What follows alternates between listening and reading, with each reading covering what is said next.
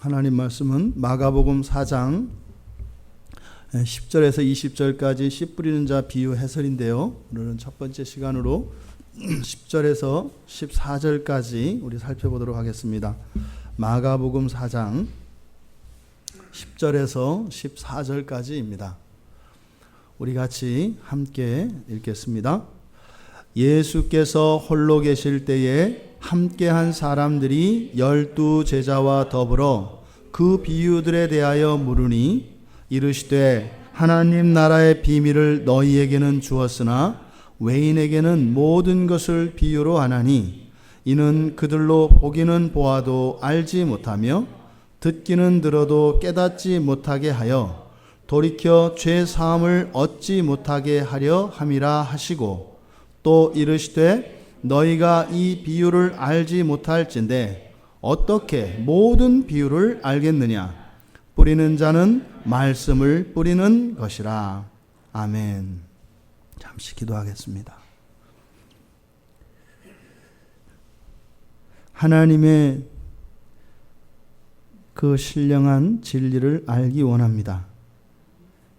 이 시간 저희들의 마음을 밝히 열어 깨닫게 하여 주시고 깨닫게 하여 준 그 말씀이 저희들의 힘 되게 하여 주시옵소서. 예수님의 이름으로 기도드리옵나이다. 아멘. 지난주에 예수님께서 제자들에게 이 씨 뿌리는 자의 비유를 가르쳐 주시면서 특히 눈에 띄는 것은 강조라 그랬습니다. 강조. 그래서 이 비유의 내용을 말씀하시기 이전에 지금 주님께서 이 비유를 통해 가르치시고자 하는 이 진리가 얼마나 중요한 것인지 이 성경 안에서 복음서 안에서 다른 곳에서는 도저히 찾아볼 수 없을 정도로 성경에 사용되어지는 모든 강조 용법들이 동원되어서 강조되고 있다고 말씀드렸습니다. 지금 정작 예수님께서 이 비유에 대한 해설은 이 뒤에 이제 15절부터 본격적으로 시작하게 되는데 앞에서 이 비유로 가르치시고자 하는 그래서 이 비유의 의미와 이 비유가 가지고 있는 이 놀라운 진리가 무엇인지를 정말 아무리 강조를 하셔도 성에 차시지 않는 것 같은 그런 강조를 했다고 말씀을 드렸습니다. 이제 그 비유의 말씀을 이제 해설하기 전에 또다시 10절에서 14절까지 이 비유의 의미에 대해서 다시 한번 말씀하시고 있는 장면입니다. 예수님이 이렇게 말이 많으신 분이 아니신데 유난히 이 비유에서는 말씀이 많으세요. 절대로 이것은 예수님이 허튼 소리 하시는 것이 아니다. 이것이 얼마나 중요한 말씀인지 우리가 정말 마음을 기다려 마음을 다해서 듣고 또 읽고 묵상하고 새기고 해야 되는 말씀이다 라는 것을 우리가 꼭 기억해야 하겠습니다. 그런데 10절에 보니까 예수께서 홀로 계실 때에 주님은 홀로 계신 시간이 많습니다. 우리가 주님을 닮아가다 보면 이렇게 홀로 있는 시간들이 늘어나게 됩니다. 그리고 홀로 있는 시간을 즐기게 됩니다. 그렇다 해서 이것은 사회에 다른 사람들이 공동체에 적응을 못하는 이런 부적응자이거나 이런 것이 아니지요. 그래서 이 세상의 어떤 교제보다도 홀로 주님과 독대하는 그 시간에 그 의미와 가치와 기쁨이 점점점 커가는 겁니다. 그래서 말씀드렸죠. 우리 그리스도인에게 필요한 것은 주님과 데이트할 수 있는 주님과 나와만 만날 수 있는 이 마음의 골방이 꼭 필요합니다. 그래서 다른 것보다 우리가 맨 먼저 사야 되는 것은 이 골방입니다. 골방. 결혼을 하기 전에 우선 그 신접살림 차릴 그 집이 필요한 게 아니라 먼저 이 골방이 준비가 되어야 합니다. 이 골방이 없는 상태에서 이제 결혼 생활을 시작하고 이렇게 가족 공동체 생활을 하면 거기에서 문제가 생기면 갈 데가 없어요. 그래서 사람 일이라는 것은 알 수 없고 세상 일은 알 수 없기 때문에 언제나 내가 피할 수 있는 피난처, 위로받을 수 있는 그 공간이 필요합니다. 그것을 우리가 마음의 성전이라고도 이야기하고, 또 마음의 성전, 이 성전 개념은 모든 이들이 함께 모이기 때문에 내가 홀로, 나만 홀로 하나님을 예배할 수 있는 마음의 골방을 만드셔야 합니다. 주님도 이 세상을 사시면서 성부 하나님과 늘 홀로 가셔서 이 골방에서 그 하나님과 교제를 나누신 것을 기억하시기 바랍니다. 이곳은 그 어느 것도 침범할 수 없는 것입니다. 주님이 그러하셨던 것처럼 주님의 부분을 따라 여러분들도 이렇게 기꺼이 주님과 함께하기 위하여 다른 사람들로부터, 모든 일로부터, 모든 기쁨과 즐거움으로부터 스스로 주님과 함께하기 위하여 홀로 거하실 수 있는 여러분들 되시기를 바랍니다. 자, 그런데 그때 항상 그 주님이 좋은 것을 두고 못 보는 제자들이 늘 있습니다. 주님이 너무 행복하실 것 같으니까 이제 거기 회방하러 갑니다. 누가 가요? 함께 한 사람들이 12제자와 더불어. 여기에 우리가 잘 보아야 하는데, 늘 주님께서 이 비유를 말씀하실 때는 두 가지 목적이 있다고 말씀을 드렸지 않습니까? 들을 귀가 있는 자들, 하나님의 백성들, 이 거듭난 자들에게는 그 비유를 통해서 주님이 가르치시고자 하는 바가 아주 선명하게 나타납니다. 그런데 하나님의 백성이 아닌 자들, 아직 거듭나지 않은 자들에게는 도대체 무슨 말인지 모르게 가리는 역할을 합니다.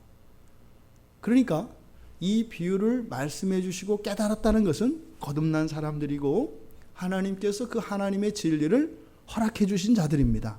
그런데 보통은 제자들에게 이러한 일들이 일어나는데, 오늘 특이한 것은 10절에서 함께 한 사람들이 있습니다.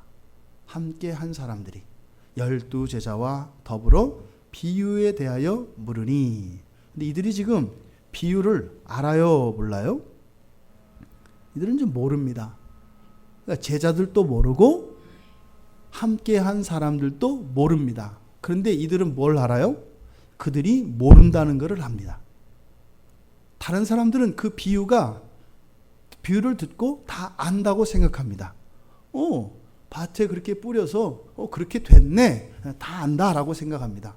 그런데 이들은 뭐예요? 그게 다 아는 것 같지 않은 거예요.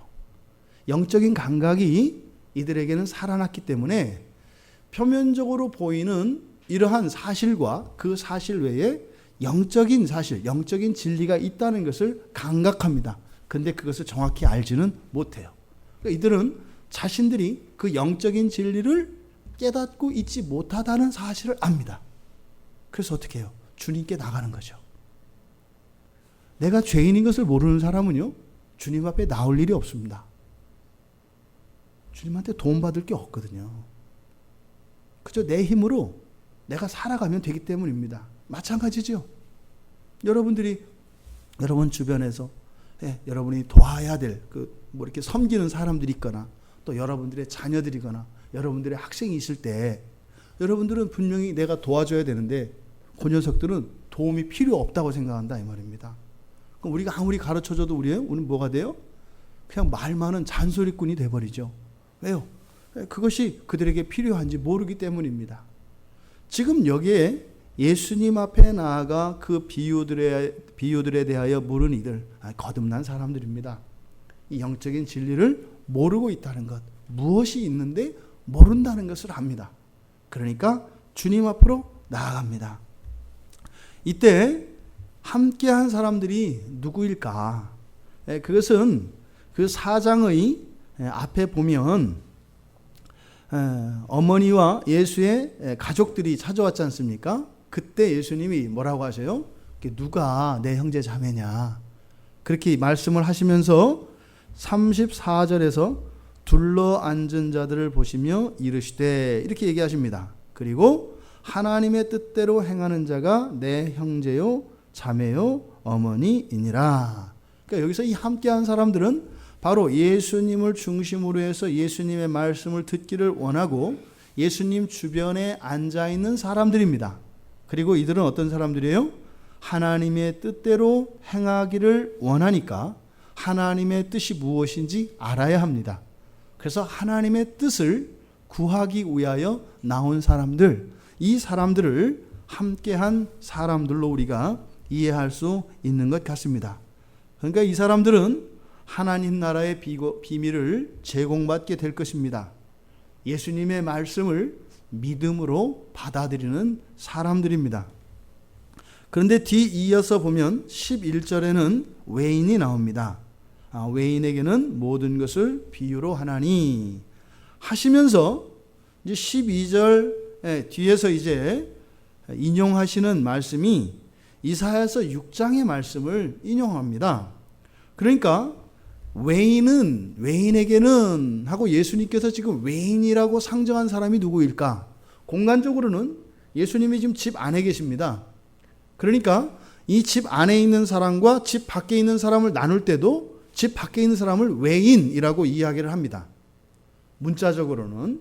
하지만 여기서 예수님께서 지금 비유를 가르치시고 있는 장면이기 때문에 이 외인이라고 하는 것은 말씀과 관계되어져 있습니다. 그리고 예수님이 인용하신 이사야 6장, 이 이사야 선지자의 말씀은 다른 이들에게 주신 말씀이 아니라 바로 이스라엘 백성들에게 주신 말씀이다 이 말입니다. 그러니까 이 외인이라고 하는 것은 이스라엘 백성들 가운데 하나님의 말씀을 깨닫지 못하는 이들을 대상으로 하기도 하고, 또 이 외인은 이방인과도 동의어처럼 사용되어지기 때문에, 그래서 이스라엘에서의 외인은, 이스라엘 전 공동체에서 외인은 이방인을 의미합니다. 그러니까 구원받지 못한 사람들, 그리고 언약 밖에 있는 사람들, 이런 사람들을 통칭하는 것으로 볼 수 있습니다. 그러니까 이스라엘 백성들이라 할지라도 이미 귀가 먹은 사람들, 마음이 둔감하여진 사람들, 진리를 깨달을 수 없는 사람들을 의미하기도 하고, 아예 구원 밖에 있어서 이 하나님의 말씀에 유익을 볼 수 없는 사람들까지 포함한다 이 말입니다. 그러니까 여기에는 불신자들도 포함될 수 있습니다.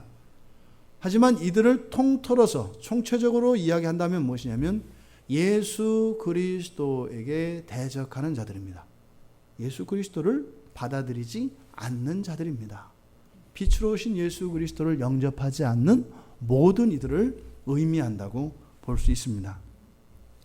자, 그런데 이제 11절에서 예수님께서 이르시되 하나님 나라의 비밀을 너희에게는 주었으나 외인에게는 모든 것을 비유로 하나니, 바로 너희와 외인을 대비시킵니다. 여기서 너희는 10절에서 이야기하였던 함께한 자들과 예수님의 12제자를 이야기하는 것이고, 그리고 그 나머지 예수님의 말씀을 받아들이지 않고 대적하는 모든 이들로 나눕니다. 그런데 어떻게 해요? 너희에게는 주어졌으나 외인에게는 비유로 하나니. 그러니까 보세요. 너희와 외인이 대비되고 있는데, 그러면 준 것과 비유로 한 것이 또 대조되는 거죠. 그렇죠? 그러니까 이 비유는 어떤 의미입니까? 가리워졌다는 의미가 되는 거죠. 너희에게는 주어졌으나 그들에게는 감춰졌다라고 하는 그런 의미가 되는 거죠. 우리가 이 본문 말씀을 자세히 한번 살펴보기 위해서 이사야서 6장 9절 10절 말씀을 한번 살펴봅시다. 이사야서, 우리가 성경을 보실 때 예수님도 그러하시고 또 사도들도 종종 구약의 말씀을 인용할 때가 있습니다. 그러면 여러분들 꼭 구약의 말씀을 찾아가서 보셔야 됩니다. 왜냐하면 구약의 말씀을 인용하실 때 예수님이나 사도들은 그것을 재해석하기 때문입니다. 그러니까 구약에 있는 말씀의 의미를 풀어서 해설을 해준다 이 말입니다. 그래서 단순히 갖다 인용만 하는 게 아니에요. 그래서 인용을 할 때 단어를 바꾸거나 또는 그 의미를 틀어서 이야기하는 그런 경우들이 있습니다. 그러니까 구약을 인용할 때는 여러분들이 꼭 찾아가서 그것을 확인해 보시는 습관을 들여야 합니다. 우리 이사야서 6장 9절과 10절 한번 읽어보실까요? 소리내서 같이 한번 읽겠습니다.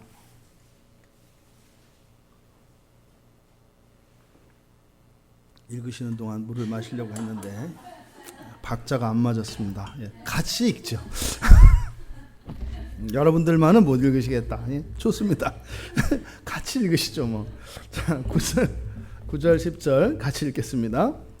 여호와께서 이르시되 가서 이 백성에게 이르기를 너희가 듣기는 들어도 깨닫지 못할 것이요 보기는 보아도 알지 못하리라 하여 이 백성의 마음을 둔하게 하며 그들의 귀가 막히고 그들의 눈이 감기게 하라. 염려하건대 그들이 눈으로 보고 귀로 듣고 마음으로 깨닫고 다시 돌아와 고침을 받을까 하노라 하시기로. 이사야 선지자의 소명장인데요. 누가 우리를 위하여 갈고 내가 여기 있나이다 나를 보내셔서 많이 이 본문 말씀을 오용되는 곳이거든요. 이게 무슨 영혼을 구원하고요 나라를 살리기 위해서 손을 든 게 아니에요. 주여 나를 보내셔서 제가 갈게요.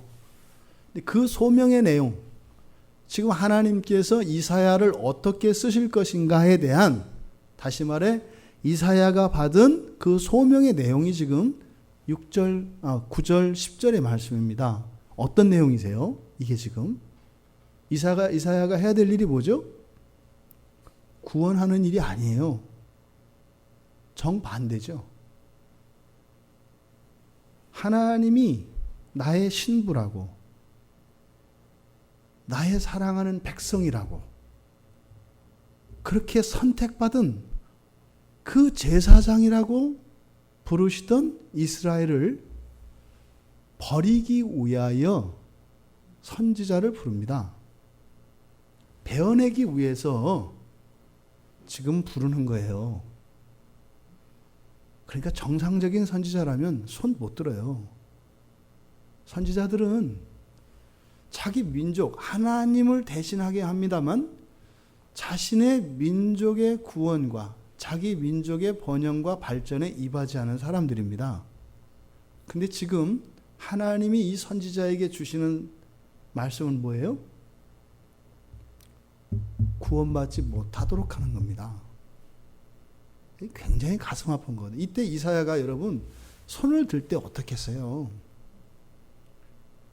귀머거리로 만들어버리고 장림으로 만들어버리고 그 마음을 완전히 그냥 두꺼운 지방덩어리 속으로 던져버려서 전혀 감각이 없게 만드는 일에 쓰임받는 선지자가 지금 이사야입니다. 지금 예수님이 인용한 이 이사야서 6장 9절 10절의 말씀은 굉장히 가슴 아픈 그런 말씀입니다. 자, 지금 이 이사야서 6장 9절은 이걸 형벌적 눈멀음이라고 이야기를 합니다.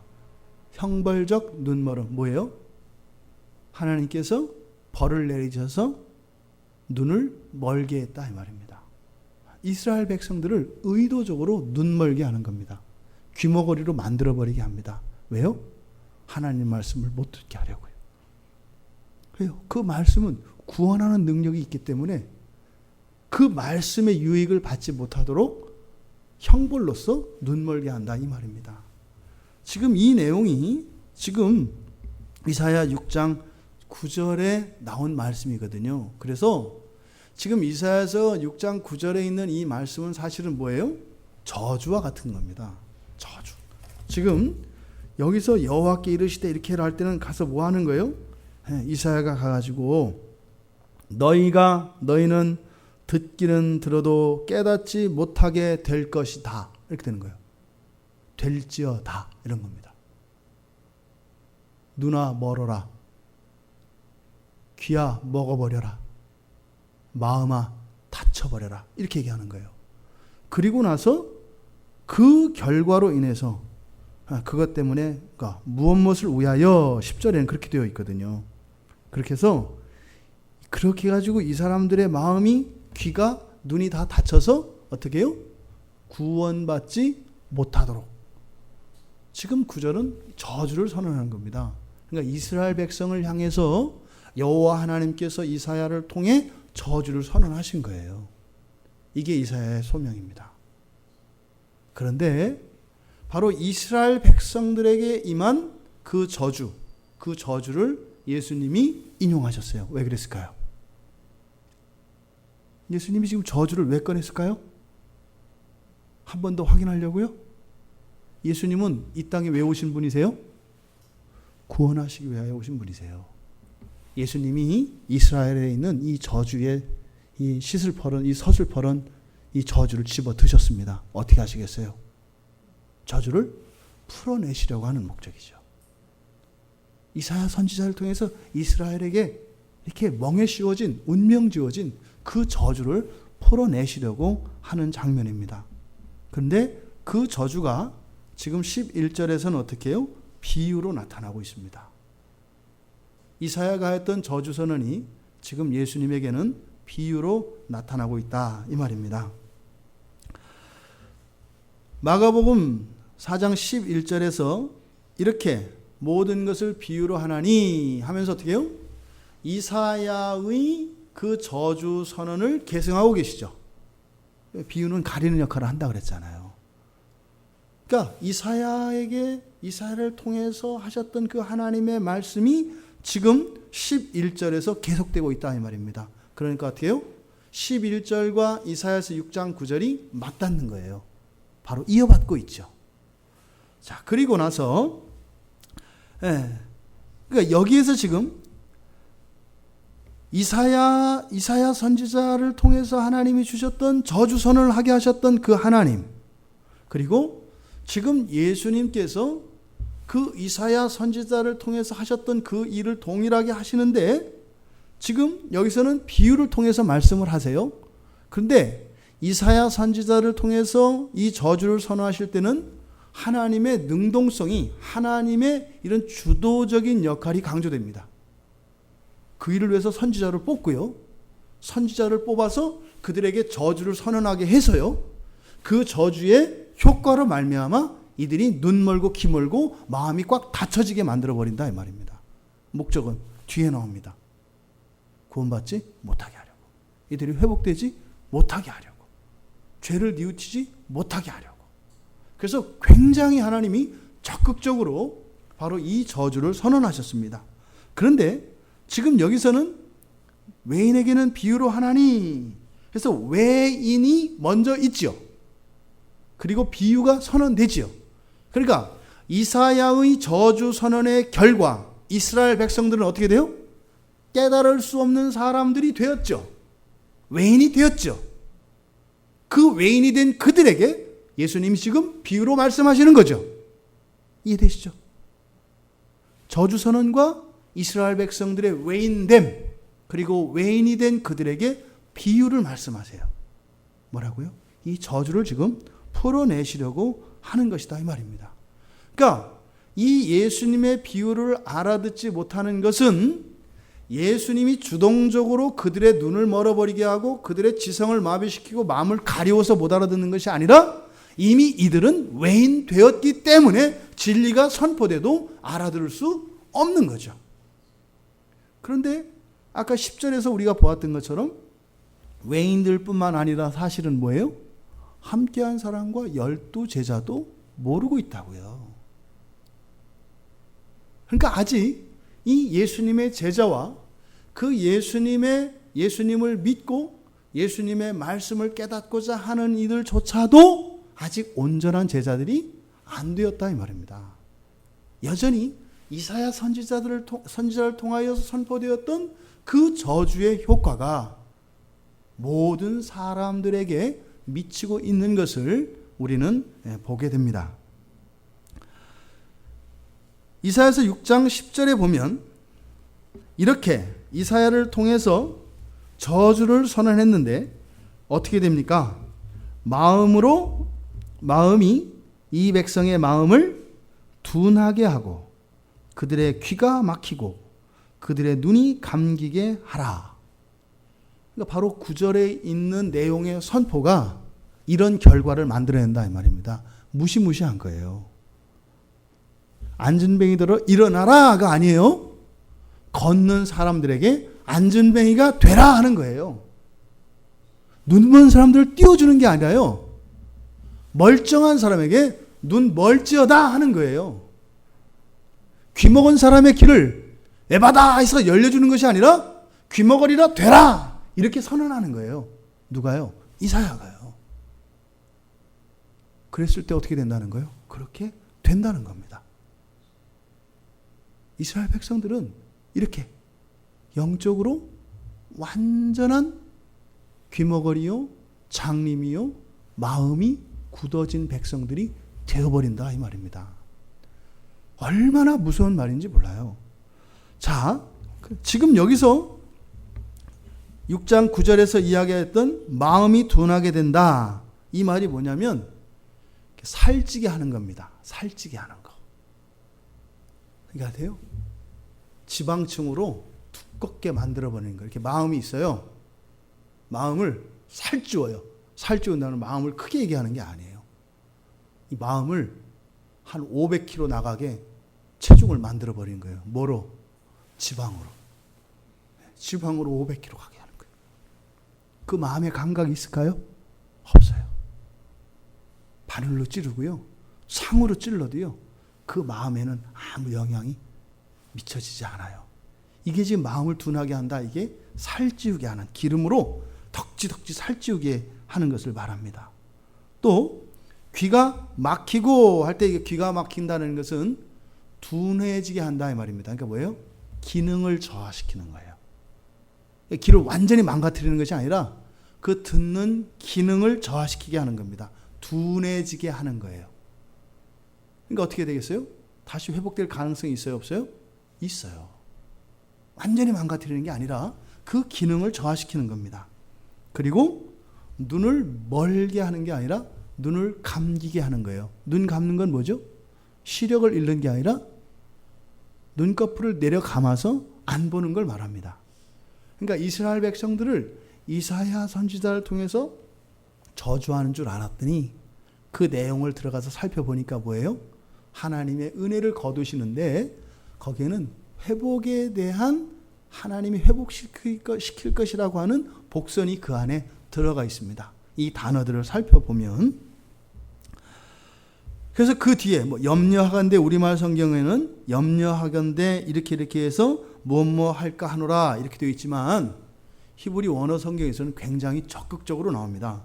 그래서 그렇게 해서 이렇게 나와요. 그렇게 해서 눈으로 보지 못하게 하고 듣지 못하게 하고 깨닫지 못하게 하고 마음을 돌이키지도 못하게 하고 치유받지도 못하게 하라 이렇게 명령합니다. 굉장히 적극적입니다. 이렇게 적극적으로 깨닫지 못하게 하시기 위해서 이사야 선지자를 통해서 9절의 저주를 선포하게 하는 겁니다. 그러니까 그것이 그대로 된다 이 말입니다. 지금 너희에게는 주었으나 외인들에게는 모든 것을 비유로 하나니. 그러니까 이 너희는 누구이겠습니까? 그 저주 선언으로 감각할 수 없는, 돌이킬 수도 없고 회복될 수도 없는 이스라엘 백성들 가운데 두 부류로 지금 나누고 있는 거죠. 그러니까 이들 모두가 회복되는 게 아니다 이 말입니다. 그들 가운데에서 일부 너희죠. 너희를 어디에서요? 그 저주에서 지금 주님께서 꺼내시려고 하는 장면입니다. 12절에 보면 이는 그들로 보기는 보아도 알지 못하며 듣기는 들어도 이게 지금 이 내용이 어떤 내용입니까? 이사야서 6장 9절의 내용이에요. 이해되시죠? 지금 논리적 순서가 지금 바뀌어 있는 것을 제가 말씀드리려고 하는 겁니다. 지금 예수님이 인용하시는 이 12절의 말씀은 구약에서 이사야 선지자가 이야기할 때는 그들로 하여금 눈멀게 하기 위하여 선언되어진 저주 선언이었다 이 말이에요. 그런데 비유로 하신 목적이 지금 이러한 것이다. 그러니까 어떻게 해요? 거슬러 올라가고 있죠. 이들로 하여금 무엇이에요? 그렇게 우리가 귀머거리가 됐고 장님이 되었고 마음이 굳어져서 돌이킬 수도 없는 자들인 것을 알게 하는 거죠. 이들이 깨닫든 안 깨닫든 그것이 역력하게 나타납니다. 전혀 예수님의 말씀에 대해서 너희라고 지칭되는 함께한 사람과 12제자는 그 비유가 무엇입니까? 뭐겠어요? 이 저주에서 벗어나려고 하는 노력이죠. 도와주세요. 도움을 청하는 거죠. 그 나머지는요, 그 자리에 있다 이 말입니다. 여기에 보면 동사의 그래서 순서상이 달라져요. 그러니까 이사야 선지자의 저주선언, 그 결과 지금 예수님이 말씀하신 외인됨, 그렇죠? 저주의 선언, 그리고 이스라엘 백성들의 외인됨, 깨달을 수 없는, 그죠? 그러니까 예수님께서 이 저주 선언을 이제 뒤에서 말씀을 하시는데, 예수님의 이 저주 선언을 비유를 통해서 이렇게 한 것이다, 그러니까 이것을 깨닫게 한 것이다 하면서 거꾸로 이야기를 해요. 그러니까 동사의 순서가 바뀌게 됩니다. 한번 찾아보세요. 12절과 마가복음 4장 12절의 말씀과 6장 9절의 말씀, 이사야서 6장 9절의 말씀의 차이를 한번 살펴보시라고요. 찾아보세요.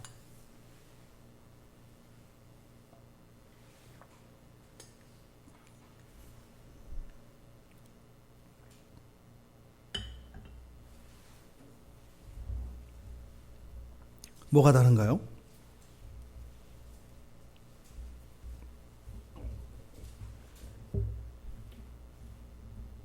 12절이죠. 12절. 예수님이 지금 하신 12절 말씀과 6장 9절에서 이야기하였던 이 말씀의 순서.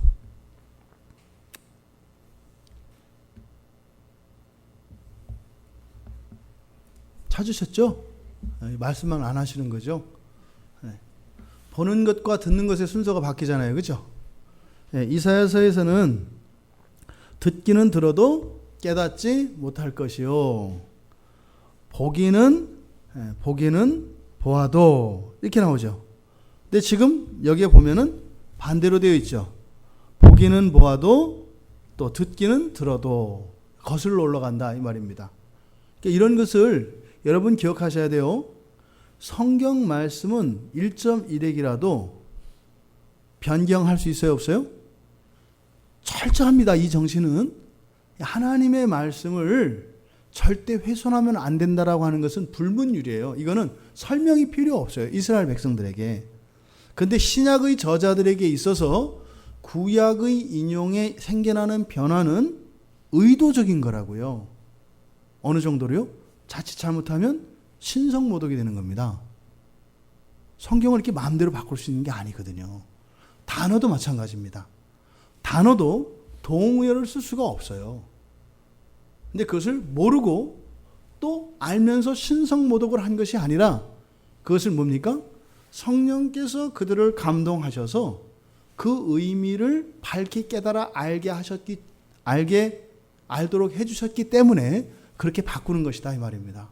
그래서 신약에서 나오는 구약의 인용은 항상 찾아가서 그 차이점을 발견해야 합니다.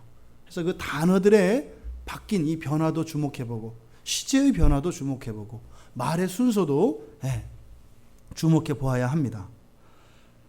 지금 이사야서에 나와 있던 말씀과 마가복음에 나와 있는 이 동사의 순서상이 바뀌어 있는 것을 우리가 알 수 있습니다. 또 뭐가 있나요? 또 있습니다. 또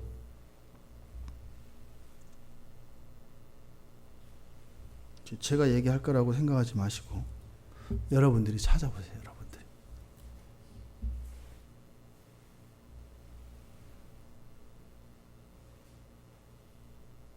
뭐가 다른가요?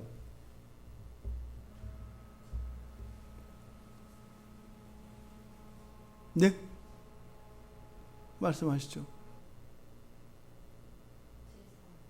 네, 뒤에 있는 내용, 맞습니다. 또, 그 전에. 지금, 인칭과 수가 달라요. 이사야는 어떻게 해요? 직접 화법이니까, 너희가, 이렇게 얘기를 하잖아요. 그렇죠? 너희가. 이렇게 대상들을 향해서 너희가 이렇게 얘기한단 말이에요. 그런데, 지금 마가복음에서는 어떻게 얘기해요? 그들이죠. 그들이 이렇게 한다 이 말이죠. 지금 말씀을 주고 있는, 그러니까 이 말씀이 어떻게 너희가 할 때는 이스라엘 공동체 전체잖아요. 근데 지금 여기서는요, 이스라엘 백성들 가운데에서 지금 너희와 그들로 나누고 있다 이 말입니다. 이 저주를 일부의 사람들에게서 지금 풀어내고 있다 이 말이에요. 이해되시죠? 전체에 씌워뒀던 저주를 일부의 사람들에게서 지금 예수님께서 풀어내시고 있어요. 그러니까 이사야의 이 저주가 누구에게 임한 거예요? 그들에게, 외인들에게. 그러니까 은근슬쩍 우리는 벗어난 거예요. 이게 주님에 의해서, 주님의 선택에 의해서. 나는 그런 줄 몰랐지. 그냥 주님 옆에 있었죠. 그랬더니 이게 벗어난 거예요. 그래서 이게 국제정치에서는 이걸 해구산이라고 합니다. 해구산. 우리나라가 그 미국의 보호를 받고 있지만 옛날에 받고 있지 못했었어요. 해구산이라 그래가지고 나중에 알고 보니까 우리나라가 이렇게 제외됐었습니다. 일본까지만 그 미국의 그 자국의 그 안전을 위해서 핵우산이라고 하는 그 자기 방어막을 치는데 그 안에 들어가면 그 안에 있는 나라를 공격하면 미국을 공격하는 것과 동일한 것으로 여겨집니다. 그래서 그 미국의 핵우산 안에 들어가 있는 나라는 다른 나라들이 못 건드려요. 그래서 그게 일본까지 들어가 있었습니다. 그래서 에치슨 라인이라고 그래가지고 우리나라는 사실은 그 밖에 있었거든요. 왜냐하면 버림받은 나라였었어요. 미국으로부터. 근데 사실은 되게 그렇지 않다고 얘기를 했는데 나중에 이제 그 미국 국방부 백서가 딱 발표된 걸 보니까 이제 그렇게 됐던 거예요. 하물며 미국의 해구산 안에만 들어도 다른 나라가 넘보지 못하는데 주님의 나오바리에 있는 우리들이 어떻겠어요? 그러니까 어떻게 돼요? 그냥 풀리는 거예요. 저주가. 지금 이 내용입니다. 그런데 13절에서 주님께서 묘한 말씀을 하십니다. 또 이르시되 아까 이제 그 이야기 하셨죠. 또 하나 다른 것이 지금 마가복음에서는 죄사함의 문제로 나온다는 것. 그렇죠? 죄사함의 문제. 지금 이사야에서는 이사야 선지자는 뭐라고 해요? 그것을 통해서 돌이키게 하는 거죠. 이들이 다시 돌아와 회심이죠. 마음으로 깨닫고 다시 돌아와 고침을 받는 것. 회심입니다. 회심과 회복인데 구체적으로 죄를 거론하지는 않습니다.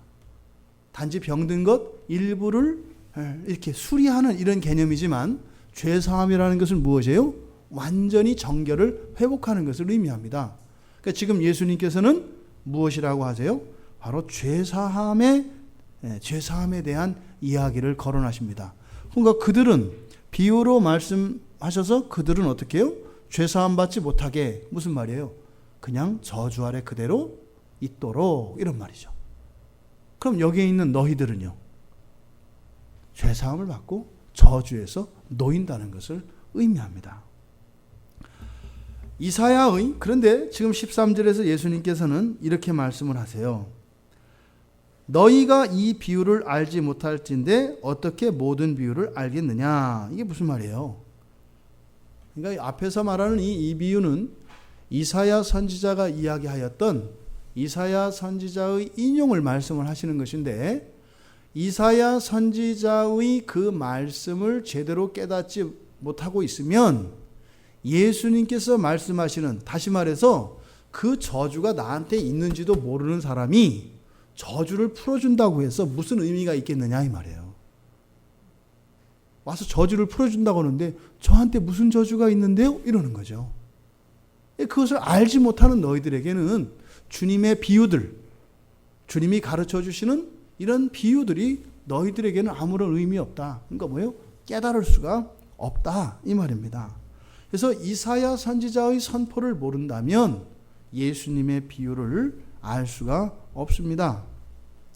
이렇게 예수님의 비유, 예수님께서 가르쳐 주시는 이 진리를 알지 못한다면, 알아들을 수 없다면 둘 중에 하나죠. 하나는 외인이거나 또 하나는 이 제자들과 같은 겁니다. 이 제자들도 못 알아듣고 있잖아요. 그러니까 아직 잠이 덜 깨는 겁니다. 일어나서 눈은 비비고 일어나서 걷긴 걷는데 자기가 걷는지 어쩌는지 모르는 거예요. 비몽사몽간에. 그런 거죠. 또 예배를 오긴 왔는데 내가 드렸는지 안 드렸는지 잘 모르는 거예요. 갔다 온 거는 같긴 같은데 갔다 왔으면 말씀을 들었어야 되는데 생각이 안 나는 거예요. 똑같죠. 온 사람이나 안 온 사람이나. 그런데 어떻게 해요? 똑같다 안 똑같다? 어마어마하게 다르다는 거죠. 어마어마하게 다르다는 거죠. 지금 현재의 상태로서는 그러니까 사람들을 통해서 누가 외인인지 누가 제자인지 알 수 있어요? 없어요?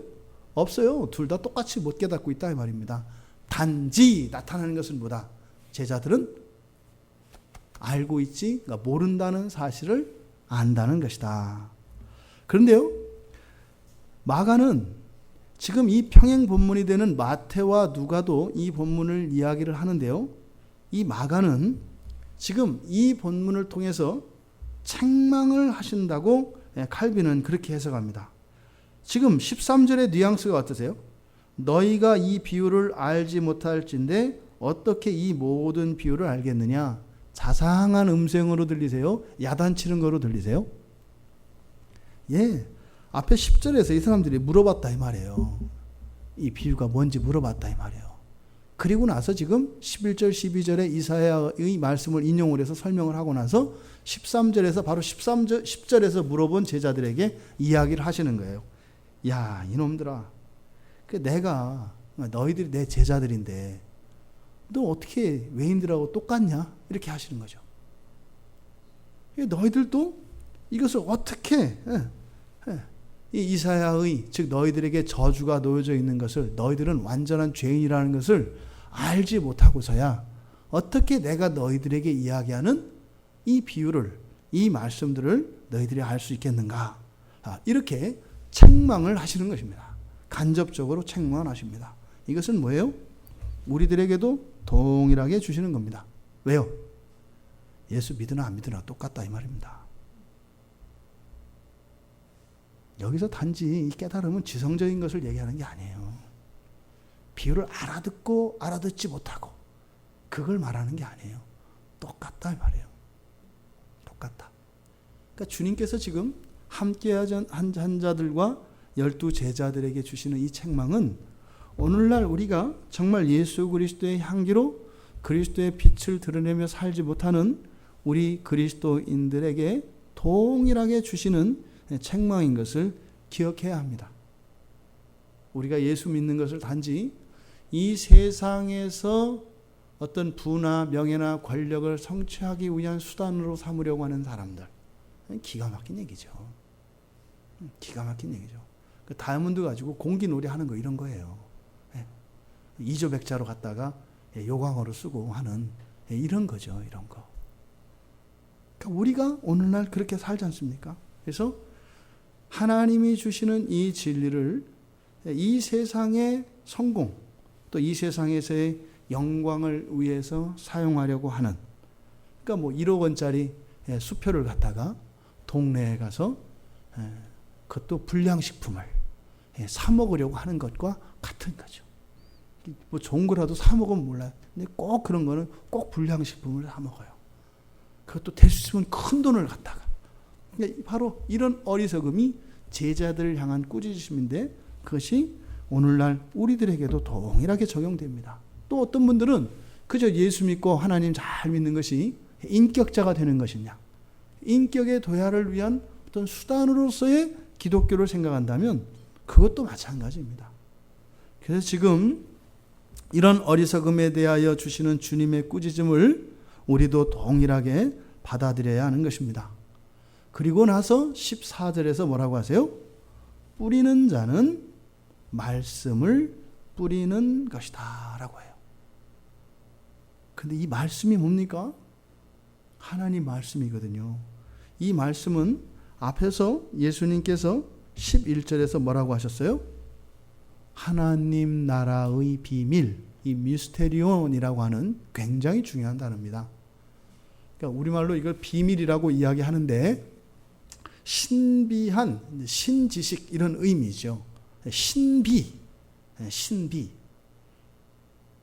이게 이제 미스터리입니다. 주로 이것을 비밀이라고 번역되어 있는데 하나님 나라에 대하여 지금 하나님 나라에 대한 이야기를 해주신 거예요. 그러니까 뭡니까? 앞에서 그렇게 강조하셨던 이유가 바로 뭐예요? 도저히 알 수 없는 하나님 나라에 대한 이야기를 해 주시려고 지금 예수님께서는 그렇게 강조하셨다 이 말입니다. 그 뭐예요?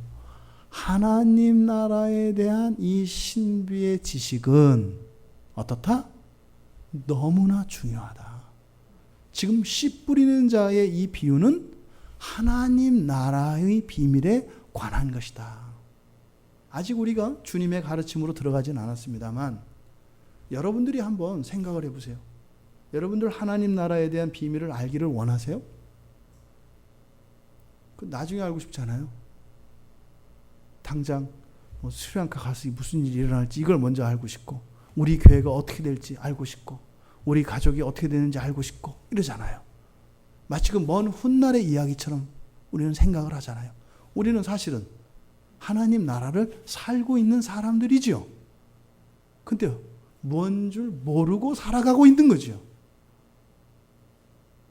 지금 제자들이 이 비유의 의미를 바로 깨닫지 못하고 있는 것, 우리가 지금 하나님 나라와 이 세상 나라를 동시에 공제하며 살아가고 있는데 그것이 무엇인지 이 세상 나라는 너무 많이 알고 있으면서도 끊임없이 알려고 노력을 하는데 전혀 알지 못하는 그 하나님 나라의 비밀에 대하여 왜 알려고 하지 않는가? 이것을 지금 예수님께서 책망하시고, 그리고 이것은 우리가 알아야 되는 가장 중요하고 근본적인 지식인 것을 말씀하고 계시는 것입니다. 바로 하나님 나라의 비밀에 대하여 예수님께서는 씨 뿌리는 자의 비유를 통해서 말씀하고 계시다는 거예요. 보물지도보다 더한 거죠.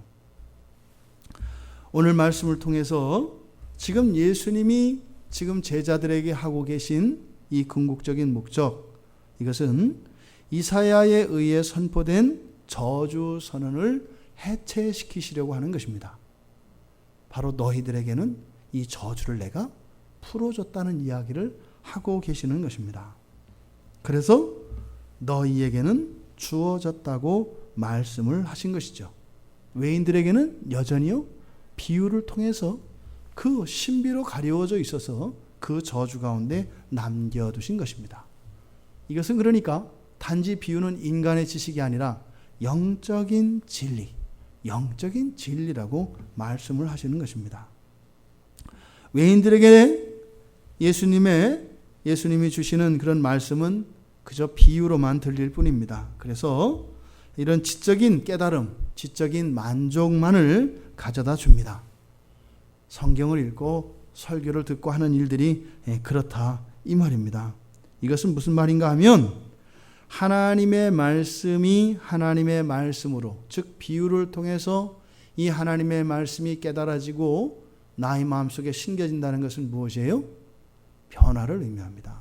변화를. 생각이 변하고요. 우리의 삶이 변하고요.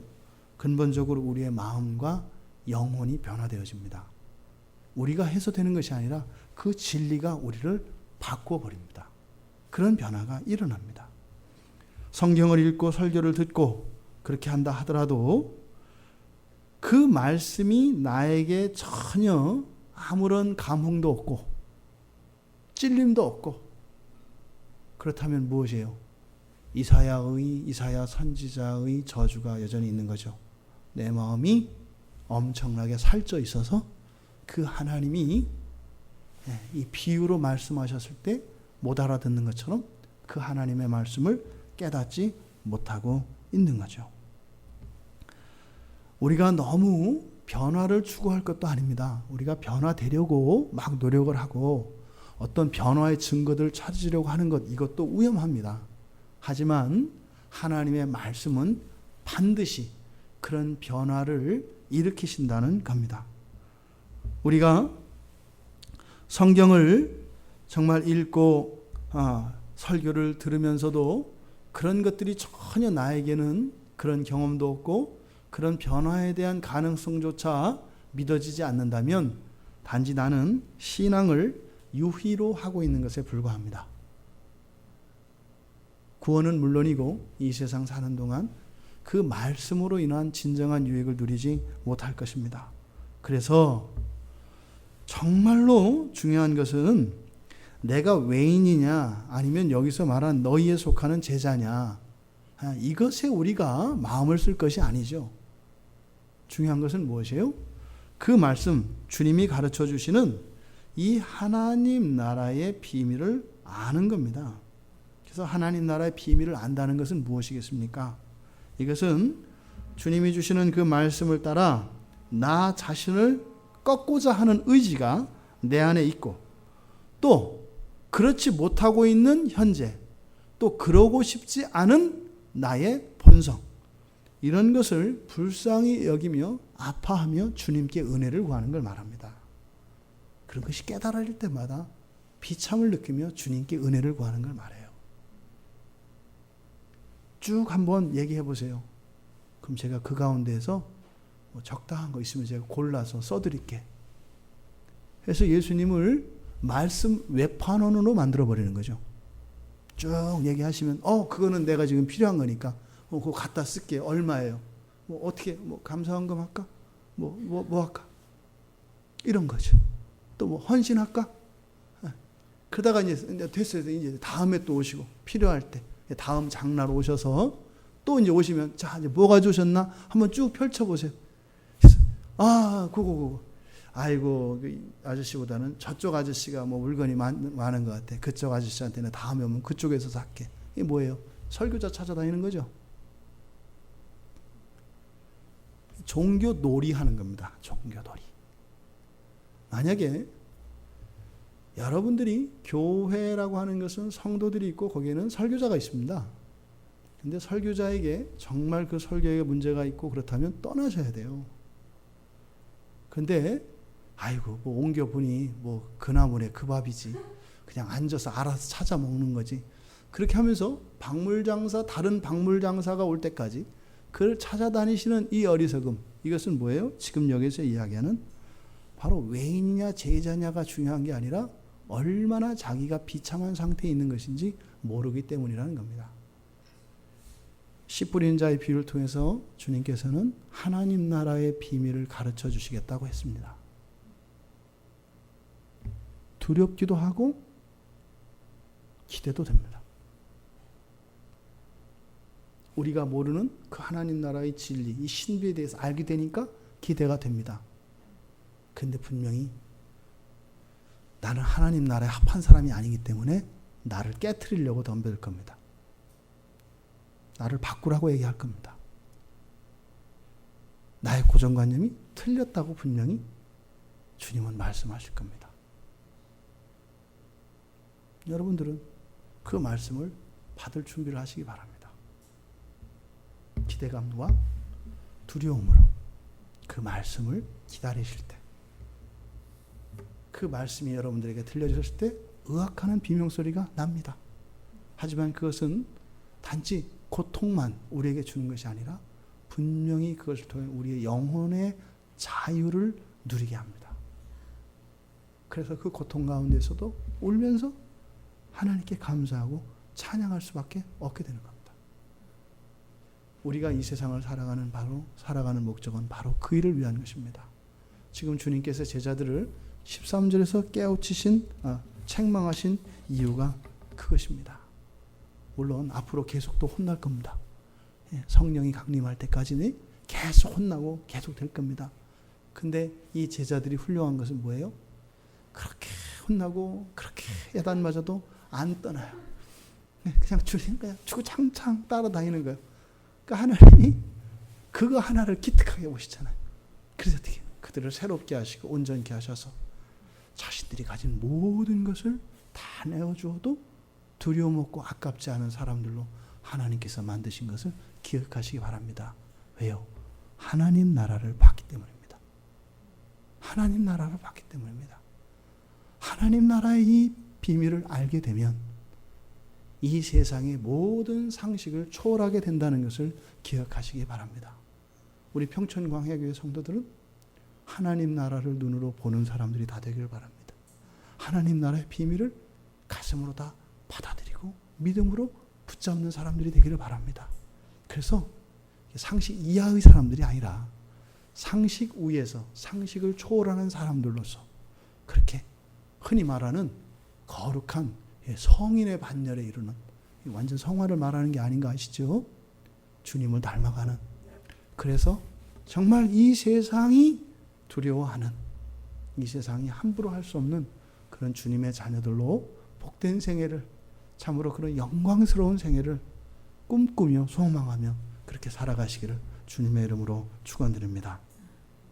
우리 말씀을 생각하며 잠시 기도하겠습니다. 주님, 도대체 이 하나님 나라의 비밀이 무엇이간데 이토록 한 번, 두 번, 세 번, 네 번, 다섯 번 끊임없이 반복하시고, 또 오늘은 바로 구약에서 우리에게 덧씌워졌던 그 저주가 벗겨지는 것인데, 그것은 바로 가리워졌던 하나님 나라의 신비를 깨닫는 것이라고 예수님께서는 말씀하셨습니다. 제자들과 마찬가지로 우리도 아직 그런 하나님 나라에 대한 진리가 우리에게 아직 선명하지 않은 것입니다. 왜요?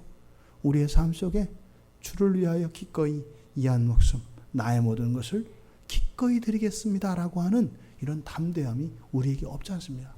여러분들에게 요구하는 게 아닙니다. 그런 사람이 되라, 헌신해라, 이런 얘기를 하는 게 아닙니다. 하나님 나라를 보게 되면 이 세상은 간대 없게 된다 이 말입니다. 여러분들에게는 그것이 기대가 되십니까?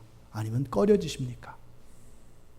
주님의 초청에 여러분들의 믿음으로 반응하시고 그 하나님 나라의 그 신비를, 그 비밀을 탐하시며 주님께 은혜를 구하는 우리 모두가 되기 위하여 우리 같이 기도하겠습니다.